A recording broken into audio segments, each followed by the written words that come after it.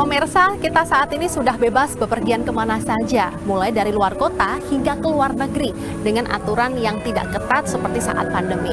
Tidak hanya itu, sebentar lagi akan ada musim haji, di mana masyarakat ini harus mempersiapkan sejumlah dokumen. Salah satunya adalah pembuatan paspor.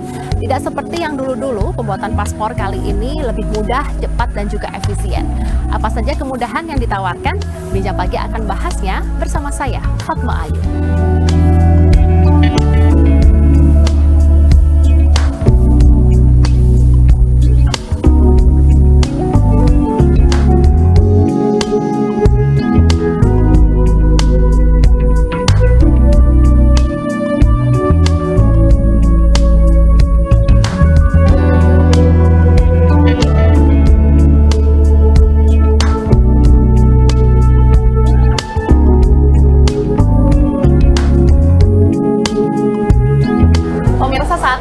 Pagi sudah berada di kantor imigrasi kelas 1 khusus TPI Surabaya, sudah bersama Anggoro Wicernako selaku Kepala Bidang Dokumen Perjalanan dan Izin Tinggal Keimigrasian. Selamat pagi Pak Anggoro. Pagi Mbak Fatma. Pak Anggoro, ya sudah terlihat di belakang ini banyak masyarakat yang mengurus paspornya, sudah mulai normal kembali nih Pak berarti ya perjalanannya sudah, Pak ya? Sudah mulai normal kembali di tahun 2021, 2022, apalagi 2023 semenjak dibukanya pintu internasional karena negara-negara lain sudah membuka diri. Animo masyarakat untuk datang ke kantor imigrasi terutama mengurus dokumen perjalanan atau yang kita sebut dengan paspor itu sangat antusias, sehingga memang sekarang sudah berjalan normal dan bisa dilihat sendiri sekarang sudah kantor tempatnya sudah full. Full ya Pak ya, tahun 2023. Sejak kapan Pak nih untuk masyarakat sudah mulai melakukan perjalanan? Sudah terlihat awal tahun atau sudah dari Kalau dari awal tahun 2021 sudah mulai Mbak. Tapi sekarang kan juga kita layanan itu semakin mudah. Untuk memperoleh paspor itu sekarang semakin gampang. Sehingga sekarang masyarakat itu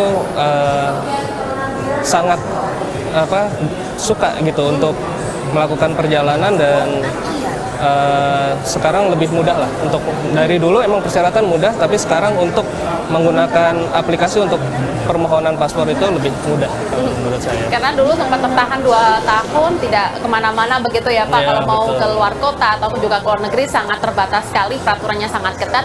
Namun kali ini ketika PPKM dicabut lalu juga pandemi ini sudah berlalu begitu ya, banyak yang melakukan perjalanan ke luar kota hingga ke luar negeri. Pak, kalau untuk paspor sendiri, ini zaman dulu kita kenal bahwa sebelum ke kantor imigrasi harus online dulu. Nah, kalau sekarang seperti apa nih Pak? Kalau kita berkaca zaman dulu, justru dari pagi-pagi itu orang datang ngantri. Pagi-pagi dari jam 5 pun dulu antri di tahun 2013 lah. Dimulainya aplikasi itu sekitar tahun 2017. Itu kita namakan dengan APAPO, antrian pendaftaran paspor online. Sekarang sudah berubah menjadi aplikasinya yang dinamakan M-Paspor. Nah, M-Paspor ini bedanya sama dengan APAPO.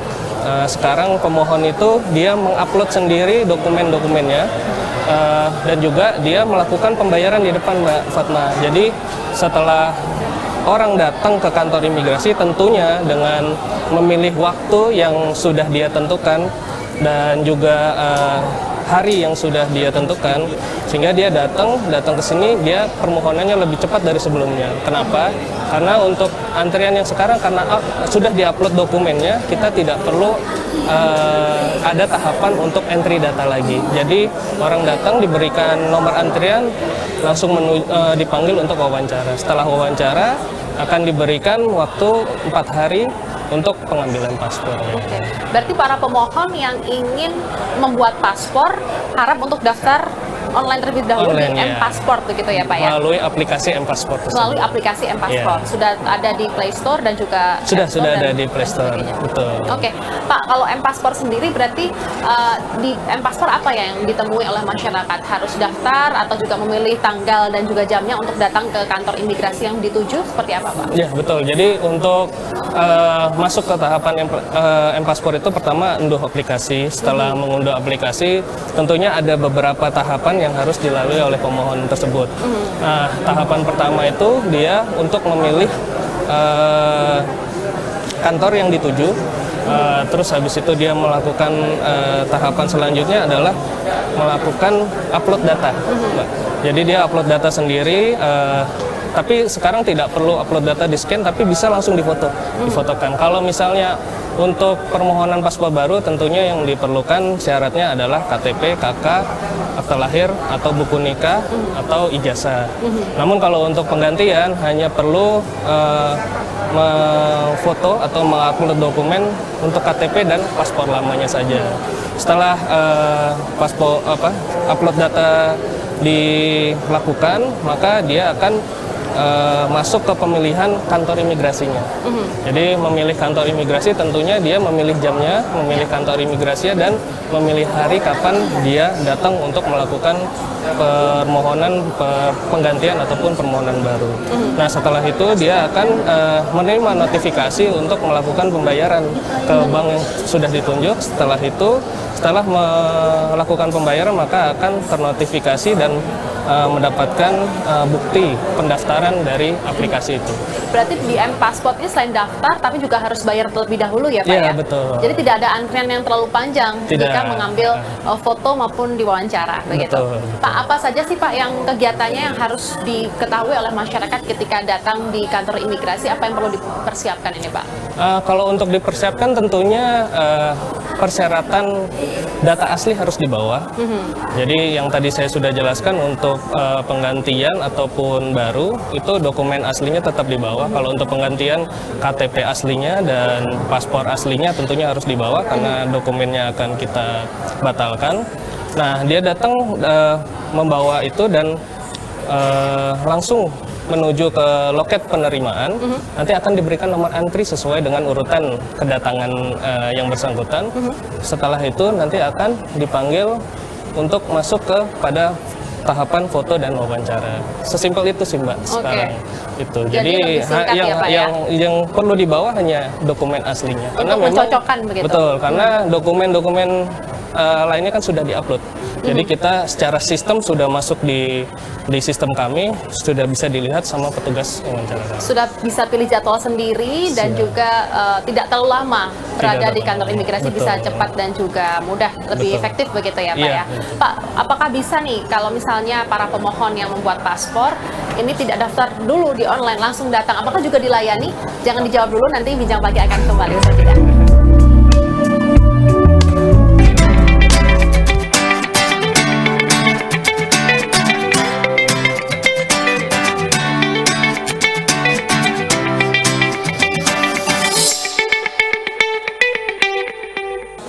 Nah, kita sudah berpindah di lantai 2. Tempat apa ini, Pak?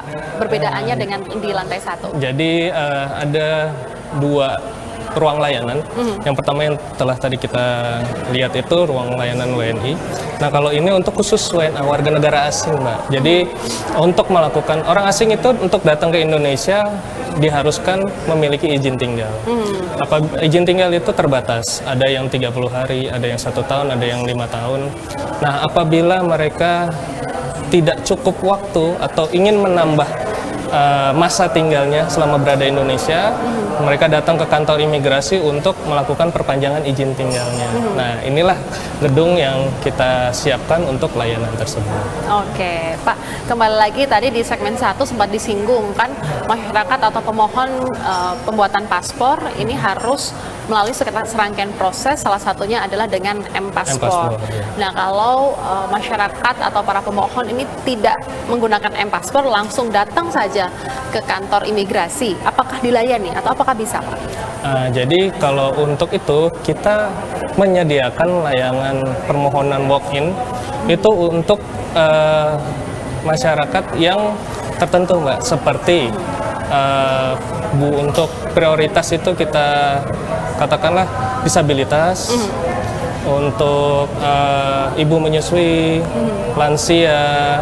Nah, kalau untuk itu kita masih memberikan layanan walk-in, jadi mereka tetap dilayani walaupun tidak mengajukan permohonan melalui M-Passport. Jadi kita buka sampai kantor itu selesai jam layanan, kita tetap menerima permohonan tersebut. karena itu kita memberi kemudahan bagi mungkin lansia-lansia yang mungkin agak sulit ya menggunakan aplikasi M-Paspor, mungkin dia agak susah baca, agak gagap teknologi, jadi kita masih menyediakan layanan pengajuan melalui datang langsung atau yang kita biasa sebut walk-in sih. Berarti untuk khusus untuk yang on the spot atau Iya. datang langsung ke kantor imigrasi ini hanya bisa untuk lansia, ibu menyusui, Iya. ibu hamil yang memang membutuhkan Kebutuhan khusus ya. treatment Iya, ekstra begitu iya, ya. betul. Kalau yang normal atau yang masyarakat biasa ini bisa atau harus mengajukan di M-Paspor terlebih dahulu baru datang ke kantor imigrasi. Pak, sebentar lagi atau bulan Mei mendatang ini kan kita sudah memasuki musim haji. Apa persiapan dari kantor imigrasi Kota Surabaya ini, Pak? Jadi kemarin sebenarnya di bulan Maret ini memang sudah ada pengajuan dari Kemenak. Kita kan membawahi kantor imigrasi kelas 1 TPI Surabaya itu membawahi wilayah seperti sebagian kecamatan di Surabaya. Ada juga di Kabupaten Sidoarjo dan Kabupaten Mojokerto. Nah, kebetulan karena kemarin ada pengajuan permohonan untuk haji dari Kemenak, kita sudah melaksanakan ketiganya. Dengan jumlah itu sekitar kalau di total semua sekitar 1.390-an sampai ya sekitar 1.400 permohonan yang sudah kita selesaikan kemarin minggu terakhir sebelum bulan puasa. Gitu. Jadi itu yang sudah kita laksanakan. Mungkin nanti akan ada di keberangkatan di bulan Mei. Kita juga tiap tahun memang melakukan pelayanan untuk keberangkatan di bandara. Kebetulan kantor imigrasi kelas 1 khusus TPI Surabaya membawahi Bandara Internasional Juanda yang melayani nanti untuk kepergian baik haji maupun umroh itu sendiri. Oke. Gitu. Menurut informasi yang kami terima ini Pak, katanya kalau para pemohon yang ingin mengurus paspor untuk haji maupun umroh ini mendapat kemudahan sendiri oleh kantor imigrasi. Apa kemudahan yang diterima oleh mereka, Pak? Apakah langsung harus datang ke kantor imigrasi atau bisa langsung ke Kemenak dan lain sebagainya? Kebetulan kemarin untuk Kemenak Surabaya, Kemenak Sidoarjo, dan Kemenak Mojokerto itu mengajukan layanan berupa izin paspor. Jadi izin paspor itu kan memang diperuntukkan bagi komunitas ya, seperti instansi, terus ada juga universitas, ada juga perumahan. Namun kemarin Kemenak mengajukan itu sehingga kita kemarin datang ke Kemenak Surabaya, Kemenak Sidoarjo maupun Mojokerto untuk melakukan perpanjangan izin paspor dengan kita melayani langsung pemohon di sana gitu. Jadi kita yang mendatangi mereka. Nah, untuk pengambilannya akan diwakili oleh Kemenak itu sendiri untuk penyerahan paspor. Jadi mereka itu langsung, kita on the spot langsung melayani di mereka, tidak perlu datang ke sini. Oh, bisa juga seperti itu ya, Pak ya? Betul. Apa harus mengajukan terlebih dahulu atau ada termin-terminnya, Pak? Dari Kemenak sendiri hanya satu kali ataukah beberapa kali bisa mengurus paspor di Kemenak itu sendiri? Kalau itu kita lihat jumlahnya dulu, Mbak. Jadi dari pengajuannya itu kan dia sudah mengajukan, sudah menyebutkan jumlah. Seperti katakanlah Sidoarjo kemarin ada 600 pemohon. Kita tidak bisa melaksanakan itu selama satu hari karena memang terlalu banyak kan. Jadi kita bikin termin tapi hanya selisih 2 hari. Jadi kita melakukan pelayanan itu satu hari itu sekitar 200 sampai 300 permohonan gitu. Jadi kalau untuk termin kemarin hanya kita bagi 2 hari aja per Kemenak gitu. Dan itu sudah selesai kalau untuk itu. Dan mulai tahun ini untuk haji sendiri tidak perlu rekomendasi dari Kemenak sendiri, Pak, untuk mengurus paspor atau seperti apa ini, Pak? Betul. Jadi untuk tahun ini dengan surat edaran dari Bapak Dirjen kami, Bapak Silmi. Jadi untuk sekarang baik umroh maupun haji sudah tidak memerlukan rekomendasi lagi. Jadi sekarang lebih mudah. Jadi orang yang datang ke sini yang sebelumnya kita mintakan rekomendasi sekarang udah enggak. Juga kemarin haji juga sama, Mbak. Jadi sudah tidak perlu lagi rekomendasi karena tujuannya kita untuk setiap orang itu berhak memiliki paspor gitu tanpa perlu adanya rekomendasi-rekomendasi dari instansi terkait yang sesuai dengan tujuannya. Oke. Pak, untuk izin paspor ini, apakah hanya ditujukan untuk keberangkatan orang yang akan haji atau umroh saja? Apa yang bisa dilakukan oleh masyarakat jika kantor imigrasi ini mendatangi atau on the spot langsung ke instansi yang dituju atau masyarakat yang dituju? Seperti apa persyaratannya? Nanti akan dibahas di segmen berikutnya. Pemirsa jangan kemana-mana, Bincang Pagi akan segera kembali saja.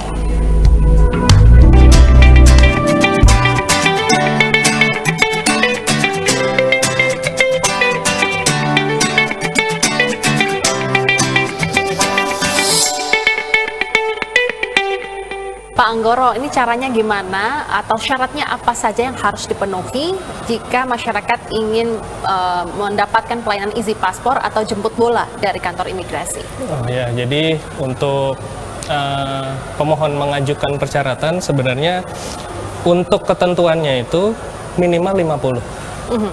Kalau untuk maksimal itu tidak masalah, berapapun kita layanin.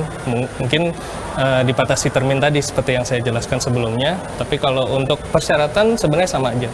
Yang penting ada pengajuannya. Dari pengajuan itu nanti disebutkan berapa permohonan yang akan diajukan sehingga kita, dan juga waktu dan tempat. Jadi setelah waktu dan tempat itu sudah ada, kami melakukan survei terlebih dahulu, Mbak Fatma. Jadi untuk melaksanakan suatu permohonan, setidaknya kita harus tempatnya layak. Jadi kalau misalnya tempat itu sempit, itu kita harus disurvei dulu. Jadi kalau memang kita tinjau ini kurang layak untuk kita ajukan, karena kan harus menyiapkan bangku dan lain-lainnya. Jadi untuk persyaratan sama, hanya untuk permohonan aja dari pihak yang mengajukan untuk mendapatkan layanan tersebut kepada kantor imigrasi yang dituju. Dengan pintu perbatasan atau juga masyarakat ini lebih mudah untuk keluar negeri begitu Pak, apakah dari kantor imigrasi sendiri ini kewalahan untuk menerima banyaknya orang yang ingin membuat paspor, dan salah satu jawabannya dengan isi paspor itu? Ya, sebenarnya betul. Tapi kami di sini untuk menjangkau masyarakat, saya perlu memberitahu bahwa kantor imigrasi kelas 1 khusus TPI Surabaya itu membawahi 6 unit layanan paspor. Nah, yang pertama itu kita ada di mall. Mall itu ada di Ciputra World. Yang kedua ada di Mall BG Junction. Yang ketiga ada di Puncak CBD Wiyung di apartemen kalau nggak salah. Dan juga untuk MPP kita ada 2, MPP Mojokerto dan MPP Sidoarjo. Dan satu lagi adalah layanan satu atap di Benul Merisi. Nah, kami juga di kantor imigrasi di Jawa Timur itu ada 10 unit layanan paspor, unit kerja. Dan juga kalau untuk di Surabaya sendiri, ini kita terbagi menjadi 2 kantor imigrasi. Yang pertama di kantor imigrasi kelas 1 khusus TPI Surabaya, dan yang kedua adalah kantor imigrasi kelas 1 Tanjung Perak. Jadi untuk menjangkau masyarakat itu tentunya pastinya kita bekerja sama, kita memberikan kuota, dan alhamdulillah sampai dengan saat ini ya untuk masyarakat yang ada memang di Jawa Timur itu masih bisa terlayani. Kami juga memiliki inovasi berupa paspor keliling yang kita sebenarnya konsepnya sama dengan Easy Paspor, namun paspor keliling ini kita namakan paling ditunggu. Jadi paspor keliling di hari Sabtu atau Minggu. Nah, kami bekerja sama dengan Kabupaten Sidoarjo, Bupati Sidoarjo untuk kami melakukan pelayanan di hari libur, karena memang kita selain menjangkau di hari kerja, karena masyarakat juga apabila dia tidak memiliki waktu untuk mengajukan paspor, kami memberikan layanan tersebut di kecamatan-kecamatan yang ada di Sidoarjo. Jadi untuk pelaksanaannya kami sudah memiliki jadwal, dan mereka akan didaftarkan melalui website gitu. Jadi pelayanannya bentuknya sama, cuman memang untuk izin paspor kita layani pada hari kerja, tapi untuk paspor keliling yang kita namakan paling ditunggu itu kami layanan di hari libur, di hari Sabtu atau Minggu. Paspor paling ditunggu ini hanya di Sidoarjo saja ya Pak ya? Sidoarjo, ya betul. Buat permohonan begitu ya? Betul, kami akan juga nanti ke Surabaya juga sama, jadi tidak hanya di Sidoarjo aja, nanti akan kami ekspansi juga ke Surabaya maupun Mojokerto yang memang jaraknya jauh ya dari sini sekitar 1 jam. Pak, ada yang masih bingung nih Pak, walaupun ini pembuatan paspor untuk jangka waktunya ini 10 tahun ya saat ini. Ya, nah, betul. kalaupun misalnya ada masyarakat yang masih mempunyai paspor dengan jangka waktu 5 tahun, apakah mereka ini harus segera menggantinya atau seperti apa ini Pak? Kalau untuk yang 10 tahun, artinya kalau yang sudah melakukan penggantian sebelumnya itu tidak diwajibkan untuk mengganti 10 tahun. Jadi nanti begitu paspornya mau habis, makanya secara otomatis apabila dia melakukan penggantian paspor, dia akan diberikan jangka waktu untuk 10 tahun. Jadi tidak ada keharusan sih Mbak untuk mengganti menjadi 10 tahun. Jadi kalau misalnya paspornya masih berlaku untuk 5 tahun, ditunggu saja masa berlakunya. Betul. Kalaupun sudah habis, baru nantinya akan mendapatkan paspor baru dengan jangka waktu lebih lama, yakni 10 tahun. Ya, paling cepat untuk penggantian itu adalah 6 sampai 1 tahun sudah bisa kok untuk diganti. Tidak menunggu harus habis berlaku dulu. Oke. Nah, untuk harganya sendiri, ini apakah sama ini Pak? Kalau untuk harga tidak ada perubahan untuk sekarang. Untuk di harga di paspor biasa itu masih di 350.000. Untuk yang e-paspor di angka 650.000. Nah, kalau ini masyarakat ini masih bingung nih Pak, apa bedanya paspor biasa dengan e-paspor itu seperti apa nih Pak? Jadi kalau untuk sebenarnya untuk kegunaan itu sama, karena sama-sama dokumen perjalanan. Yang membedakan yang pertama adalah tentunya harga, yang kedua adalah di dalam e-paspor itu ada chip yang tertanam, sehingga ada beberapa negara memang yang untuk mengajukan visanya lebih mudah, itu mensyaratkan e-paspor, elektronik paspor untuk mengajukan visa. Contohnya Jepang. Makanya rata-rata untuk masyarakat ini banyak juga yang mengajukan e-paspor karena untuk mengajukan visa waiver itu untuk ke Jepang itu mudah gitu. Tapi mempersyaratkan adanya e-paspor. Tapi semua negara itu tentunya mensyaratkan visa, tapi tidak semua harus ada e-paspornya. Gitu. Baik Pak Anggoro, terima kasih sudah berbincang-bincang bersama kami di Bincang Pagi. Pemirsa, sekian Bincang Pagi kali ini. Saya Fatma Ayu, sampai jumpa.